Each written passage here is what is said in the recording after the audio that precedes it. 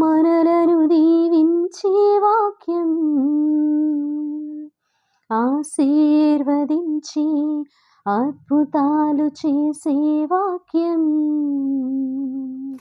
ప్రియ సహోదరి సహోదరుడా, ఈరోజు దేవుని మాట రూతు గ్రంథము 2వ అధ్యాయము 12వ వచనం. ఆయన నీకు సంపూర్ణమైన బహుమానం ఇచ్చును. దేవుడు నిరాశాజనకమైన పరిస్థితిని మహిమాన్వితంగా మార్చగలడని మనం ఇప్పుడు చూస్తాం. నయోమి గురించి తెలుసుకుందాం. నయోమి బెత్లెహేములో కరువు వచ్చిందని కుటుంబంతో సహా మోయాబు వెళ్ళింది. అక్కడ స్త్రీలని పెళ్లి చేసుకుంది. 10 సంవత్సరాలు నివసించిన తర్వాత నయోమి భర్త చనిపోయాడు. ఎలీమెలెకు తన 2 కుమారులు మహ్లోను కిల్యోను చనిపోయిన తర్వాత ఇక బెత్లెహేములో దేవుడు ఆహారం ఇస్తున్నాడని, తన జన్ను దర్శించాడని తెలుసుకున్నప్పుడు ఆమె ఇంకా తన జన్ను దగ్గరికి వెళ్ళాలని నిర్ణయించుకుని తన కోడలిద్దరిని పిలిచి, మీరు పురుషులు లేకుండా ఒంటరిగా ఉండొద్దు, పెళ్ళిళ్ళు చేసుకోండి, మీ ఇళ్ళలో నెమ్మదిగా ఉండండి అని దీవించి ముద్దు పెట్టుకుని పంపించేద్దామని చూస్తుంది. ఓర్పా ఏమో ఏడ్చి ముద్దు పెట్టుకుని వెళ్ళిపోతుంది. కానీ రూతు మాత్రము నయోమి చూపిన ప్రేమకు రూతుని అత్త వైపు ఆకర్షించుకుంది. ఆ ప్రేమ దేవుని వైపు ఆకర్షించింది. ఆ ప్రేమ వల్ల తన సొంత దేశాన్ని, సొంత జనుల్ని విడిచిపెట్టి నయోమి దేవుణ్ణి ఆశ్రయించింది. దేవుని వైపు మళ్ళిందమ్మ. దేవుని స్వరాన్ని వినగలిగింది. అత్తను హత్తుకుంది. రిక్తురాలిగా నిస్సహాయురాలుగా ఉన్న అత్తకు అండగా నిలబడాలని నిర్ణయించుకుంది. అందుకే నన్ను విడిచి వెళ్ళొద్దని నన్ను బతిమాలుకోవద్దు, నువ్వు వెళ్ళే చోటుకే నేను వస్తాను, నువ్వు నివసించే చోటనే నేను నివసిస్తాను, నీ జనమే నా జనము, నీ దేవుడే నా దేవుడు, మరణం తప్ప నిన్ను నన్ను ఏది వేరు చేయదు, ప్రత్యేకపరచదు అని అంటుంది. కీడులో మేలులో సహకారిగా ఉండటానికి ఆమె నిర్ణయించుకుంది. రూతు దేవుని కృపను చూపించింది.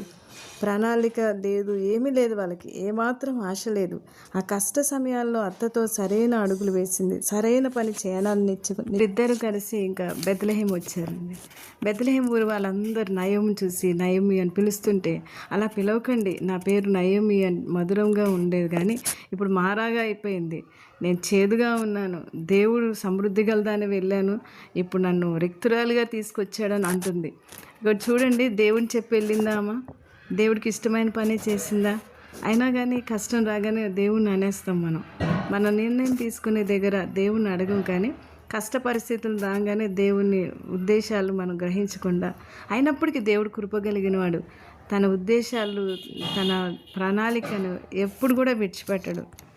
బెత్లెహేంలో ఈ మోషే ధర్మశాస్త్రం పనిచేస్తుందండి. లేవికాండం 19:9-10. పంట చేలలో కోయినప్పుడు పొలంలో ఉన్న ఓరలను పూర్తిగా కోయకూడదని, కోతలో పరిగెను ఏరుకోకూడదని, ఫలవృక్షంలో తోటలను రాలిన పండ్లని పేదవాళ్ళ కోసం, బేదల కోసం విడిచిపెట్టాలని అక్కడ రూల్ ఉంది. అందుకని ఈ రూత్ ఏం చేస్తుందంటే ఆహారం కొరకు బోయేజ్ పొలంలో పరిగె ఏరుకోవడానికి వెళ్తుంది. ఆ బోయేజు ధనవంతుడు, గౌరవనీయుడు, మంచి వ్యక్తి. అందుకే చూసినప్పుడు ఏమంటాడంటే కుమారి అని సంబోధిస్తాడు. ఆమె కొరకు పిడికిళ్ళతో పడవేసి ఆమె ఏరుకునేలాగా చేయమని ఆ పని వాళ్ళకి ఆజ్ఞాపిస్తాడు. ఆమెను గద్దించొద్దని పని చేసే వాళ్ళకి ఆజ్ఞాపిస్తాడు.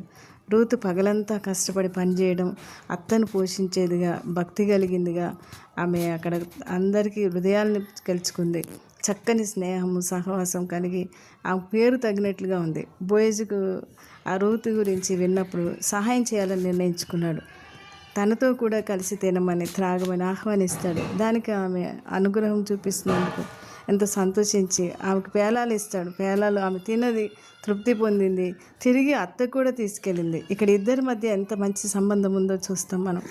నయోమి అంటది, నీ యందు లక్ష్యం ఉంచిన వాడు దీవింపబడుగాక అంటుంది. అంటే దీవించేవారుగా ఉండాలి మనం, ఇతరుల పట్ల కృతజ్ఞులై ఉండాలి.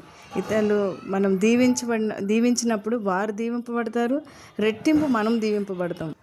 రూతు నయోమికి బోయేజ్ చూపించిన దయంతా చెప్పినప్పుడు ఆయన తన సమీప బంధువుడు పంట కోసేటప్పుడు ఈ పొలం అవన్నీ కూడా ముగించే వరకు వేరే చోటుకి వెళ్ళొద్దు అన్నాడంటే, అవును కుమారి, నువ్వు కూడా వేరే చోట కనబడడం మంచిది కాదు అని చెప్తుంది. రూతు ఎవల కోత కోసే వరకు, ఆ గోధుమల కోత ముగించే వరకు ఆమె పరిగె ఏరుకుంటూ బోయేజ్ పనికత్తెల్లో ఒకదిగా అక్కడే నిలబడింది. దీన మనస్కరాలై ఉందండి. చెప్పిన మాటకు లోబడేలాగా ఉందేమో. అత్త కూడా చూడండి ఎంత మంచిదో రూత్తో అంటుంది 3వ అధ్యాయంలో. నయోమి అంటుంది నా కుమారి అంటుంది. ఎంత మంచి సంబోధన అండి. అలా ఎంతమంది అత్తలు పిలుస్తున్నారో. ఇక్కడైతే నా కుమారి నీకు మేలు కలిగినట్లు నేను నీ కొరకు విశ్రాంతి విచారించవలసిందిగానుగా ఉన్నానంటుంది. ఎంత చక్కని సంభాషణ. ఇక్కడ స్థిరమైన ప్రేమ, దేవుని కృపతో నయోమి రూతులు కనబడతారు మనకి. ఒకరికొకరికి మార్గనిర్దేశకత్వాలుగా ఉన్నారు. నీకు దేవుడు ఎవరిని ఇస్తే వారితో నువ్వు సంతోషంగా ఉండాలి. నీకు దూరమైన వారి గురించి ఆలోచించి దేవుని దూషించి ఇచ్చిన వారిని పోగొట్టుకోవద్దు. ఇక్కడ చూడండి, ఒంటరితనంలో ఉన్నప్పుడు ఈ కోడలతో ఏమో సంతోషిస్తుంది. బోయజు రూతుని స్వీకరిస్తాడు. ఇక్కడ మనం ఆధ్యాత్మికంగా చూస్తే నిరీక్షణ లేని రూతు వల్లే మనం పరదేశులుగా అనర్హులుగా ఉన్నాం. క్రీస్తునందు ఎఫెసీ 2:13 ఉంటుంది. మనం దూరస్థులమైనప్పటికీ ఇప్పుడు క్రీస్తు చేసినందు క్రీస్తు రక్తం వల్ల సమీపస్థులై ఉన్నామని, ఆయన ఇచ్చిన రక్షణ వలన తన సొంత కుమార్తెగా మనం పిలుస్తున్నాడు. రోమా 8:16-17 కూడా మనం దేవుని పిల్లలమని ఆత్మ తానే తన ఆత్మతో సాక్ష్యం ఇచ్చుచున్నాడు. మనం పిల్లలమైతే వారసులము, అనగా దేవుని వారసులం. క్రీస్తులో కూడా మహిమ పొందుటకు ఆయనతో శ్రమపడిన క్రీస్తుని వారసులం. ఇది మనల్ని ఆయనకు వారసులుగా చేస్తుంది. కృప బహుమతిగా పొందుకున్నాం మనం. క్రీస్తు మనల్ని నిరాశ నుండి ఉజ్వల భవిష్యత్తుకు పిలుస్తున్నాడు దేవుడు. ఎఫెసీ 1:7 ఆయన కృప ఐశ్వర్యం చొప్పున ఆయన రక్తం ద్వారా మనల్ని విమోచించాడు. మన అపరాధముల క్షమాపణ మనకు కలిగింది. రూతులాగా నిరాశను దాటి క్రీస్తు సమృద్ధిలోనికి, నిరాశ మరణం నుండి నిజమైన ఆశకు, శాశ్వతమైన జీవంలోకి మనం విమోచింపబడ్డాం. పరిపూర్ణమైన కృప ద్వారానే మనము విమోచింపబడ్డాం. అది మన యొక్క కష్టం కాదు, మన యొక్క సొంత నీతి కాదు, మన భక్తి కాదు, మన ఏది కాదు, ఆయన కృప అంతే. దేవుడు తన ప్రజలను రక్షించుకోవడానికి ఈ కృప అనేది ఒక మార్గంగా సిద్ధపరిచాడు. ఆయన కృపను మనం నిర్లక్ష్యం చేస్తే మనం ఆయన రాకడలో మనం ఎత్తబడము. రూతు కష్ట పరిస్థితిలో ఎలాగైతే దేవుని కృపను పొందుకుందో, ప్రపంచమంతా ఎంత నిరాశాజనకంగా ఉన్నా, నిరుత్సాహపరిచేదిగా ఉన్నా, విరోధంగా కనిపించిన దేవుణ్ణి అనుసరించే వ్యక్తులు విశ్వాసం కోల్పోకుండా దేవుని ఉద్దేశాలను సాధించడానికి దేవుడు మనకు ద్వారాన్ని తెరుస్తున్నాడు. ఎప్పుడు దేవుని ద్వారా మనల్ని నీవు దేవుని ప్రేమించి దేవుని ఆకర్షించుకునేలా ఉంటే నిన్ను ఉపయోగించుకొని, నీ కుటుంబాన్ని, నీ స్నేహితులు నీ దగ్గర తీసుకొని ఉపయోగించుకుంటాడు. రూతు దేవుని రెక్కల క్రిందకు వచ్చినప్పుడు ఆమె జీవితంలో గొప్ప కార్యం జరిగింది. ఆమె ద్వారా దావీదు మరియు యేసు వంశావళి తీసుకురావడానికి దేవుని ప్రణాళిక నెరవేర్చింది. దేవుడు మనందరి పట్ల ఒక ఉద్దేశం కలిగి ఉన్నాడు. క్రైస్తవులుగా విశ్వాసం మరియు దయ ముఖ్యమైనదిగా, దాతృత్వం కలిగి దేవుని కోరుకునే లక్షణాలతో మనం జీవించినప్పుడు మన ద్వారా దేవుడు ఇక్కడ దేవుని రాజ్యాన్ని కట్టాలనే దేవుని సంకల్పం నెరవేరుతుంది. ప్రార్థన చేసుకుందామా.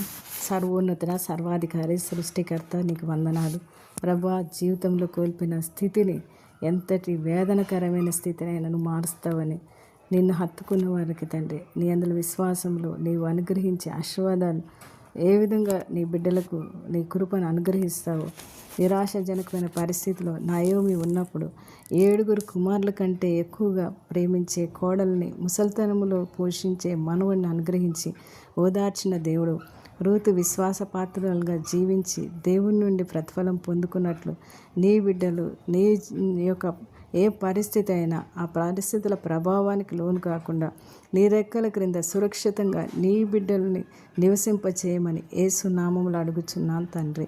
Amen, amen, amen.